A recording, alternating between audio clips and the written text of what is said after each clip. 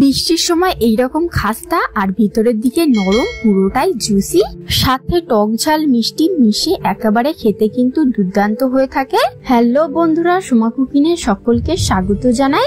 এতক্ষণ ধরে যে রেসিপির কথা বলছিলাম সেটি হলো চিলি বেবিকর্ন। কর্ন দিয়ে তো আপনারা অনেক রকম রেসিপি বানিয়েছেন, কিন্তু বেবিকর্ন দিয়ে একবার বানিয়ে দেখতে পারেন।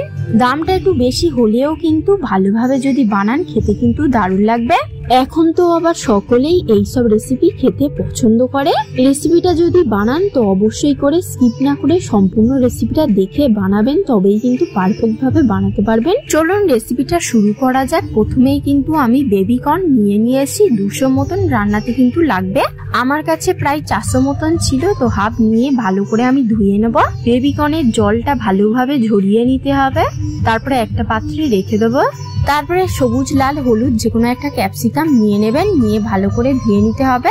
কালারিং ক্যাপসিকাম নিলে দেখতে সুন্দর লাগবে। তারপরে বেবিকর্ন গুলো এইরকম ভাবে কেটে নিতে হবে। বেবিকর্ন গুলো ছোট ছোট সাইজের কেটে নিয়ে মাঝখান দিয়েও পিচ করে নিতে হবে। দেখো সব বেবিকর্ন গুলো কাটা হয়ে গিয়েছে, এগুলো এবার তুলে একটা পাত্রে রেখে দেবো। তারপরে ক্যাপসিকামটা মাঝখান দিয়ে কেটে নেবো। এইরকম দাগ অনুযায়ী দেখে কেটে নেবেন, মাঝখানের দানা ভুড়িগুলো ফেলে দেবো। তারপরে সব ক্যাপসিকাম গুলো কিউব করে কেটে নিয়ে নেবো। মোটামুটি 1 কাপ মতন ক্যাপসিকাম লাগবে। দেখো সব ক্যাপসিকাম গুলো কাটা হয়ে গিয়েছে, একটা পাত্রে তুলে নেব। তারপরে একই ভাবে কিন্তু 1 কাপ মতন পেঁয়াজ লাগবে। পেঁয়াজের মুখটা কেটে নিয়ে এইরকম ভাবে ছাড়িয়ে নিয়ে নিতে হবে। যেগুলো বড় বড় আছে সেগুলো কেটে নেব, একই ভাবে কেটে তুলে নেব।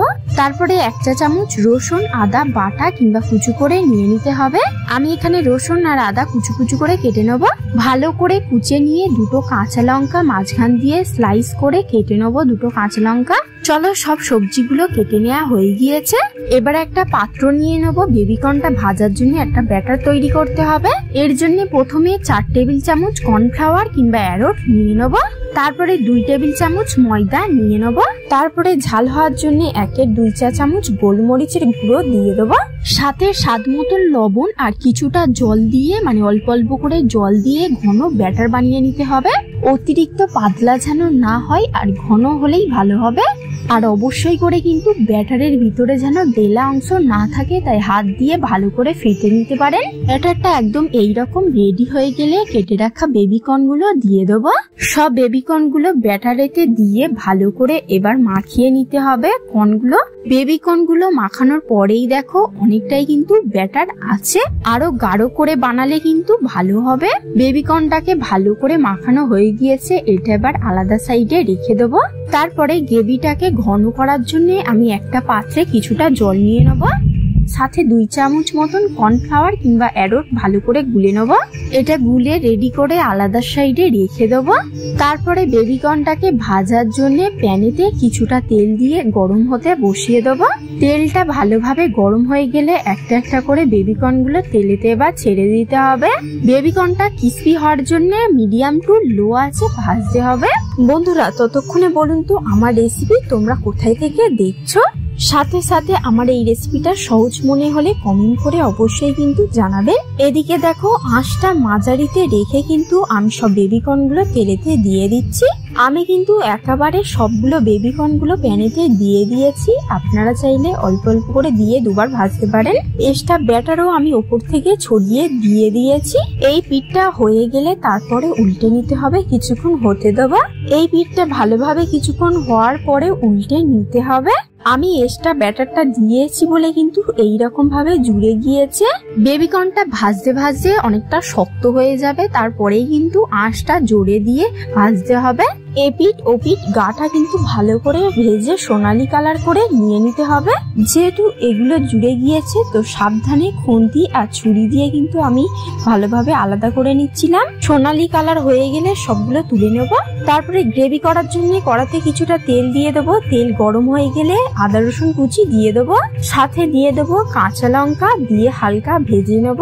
এগুলো কষা হয়ে গেলে পেঁয়াজ ক্যাপসিকাম দিয়ে দেবো। এগুলো মচমচে হওয়ার জন্য হাই ফ্লেমে নেড়ে নেড়ে নেবো, যেন চুইয়ে না যায় এটা লক্ষ্য রাখবেন। কিছুক্ষণ পর আঁচটাকে আস্তে দিয়ে আরো কিছুক্ষণ ভাজবো। তারপরে 2 টেবিল চামচ টমেটো সস, 1 টেবিল চামচ সয়া সস, 1 টেবিল চামচ চিলি সস, তারপরে 1 চা চামচ ভিনিগার একসাথে ভালোভাবে মিশিয়ে নেবো, মানে গুলে নেবো। সাথে কিছুটা জল দিয়ে প্যানেতে দিয়ে দেবো। এবার আপনারা যদি পেঁয়াজ ক্যাপসিকামটাকে ক্রিস্পি যদি না করতে চান তাহলে আরো কিছুটা জল দিয়ে দেবো, দিয়ে ঢাকনা দিয়ে কিছুক্ষণ রেখে দেবো। কিছুক্ষণ ফোটার পর ঢাকনাটা খুলে নেবো। সাথে সাথে কিন্তু আগের চেয়ে জলটা অনেকটাই কমে গিয়েছে। হালকা নেড়ে নিয়ে গ্রেভিটাকে এবার ঘন করার জন্য কর্নফ্লাওয়ারের জলটা দিয়ে দেবো। কর্নফ্লাওয়ারের জলটা ভালো করে নেড়ে নেবেন, নিয়ে দিয়ে দেবেন। আঁচটা লোতে রেখে দিয়ে ভালো করে নেড়ে নিতে হবে, গ্রেভিটা কিন্তু ঘন হয়ে যাবে। দেখুন হালকা নাড়ার পর গ্রেভিটা কতটা ঘন এবং জুসি হয়ে গিয়েছে। খুব সহজেই কিন্তু এই গ্রেভিটা বানিয়ে নিয়েছি। তারপরেই ভেজে রাখা ক্রিসপি বেবিকর্ন গুলো দিয়ে দেবো। গ্যাসটাকে অফ করে দিয়ে এগুলো নেড়ে নিলেই কিন্তু একেবারে রেডি হয়ে যাবে চিলি বেবিকর্ন। রেসিপিটা খুবই কিন্তু সহজভাবে দেখিয়ে দিয়েছি। গ্রেভির সাথে কিন্তু দেওয়ার পর দেখুন কতটা দেখতে সুন্দর লাগছে। ওপর থেকে স্প্রিং অনিয়ন কিংবা ধনেপাতার কুচি ছড়িয়ে দিতে পারেন। খেতে কিন্তু খুবই ভালো লাগবে। গরম গরম পরিবেশন করবেন। দেখো প্লেটে ভালোভাবে সাজিয়ে নিয়েছি। রেসিপিটা ভালো লাগলে লাইক, কমেন্ট আর আপনাদের বন্ধুদের কাছে শেয়ার করে দেবেন। এইরকম নিত্য নতুন সহজ রেসিপি দেখার জন্য আমার চ্যানেলটাকে সাবস্ক্রাইব করে নিতে পারেন। পাশে থাকা বেল আইকনটাকে অবশ্যই প্রেস করে নেবেন, যাতে আমার চ্যানেলের নিত্য নতুন রেসিপি আপনাদের সবার কাছে সবার আগেই কিন্তু পৌঁছে যাবে। নেক্সট কি রেসিপি বানাবো সেটাও কিন্তু আপনারা কমেন্ট করে জানাতে পারেন। ভালো লাগলে একবার কিন্তু অবশ্যই ট্রাই করে দেখবেন। Thank you for watching my video. ভালো থাকবেন, সুস্থ থাকবেন। আবার দেখা হবে নতুন একটা রেসিপি নিয়ে। টাটা।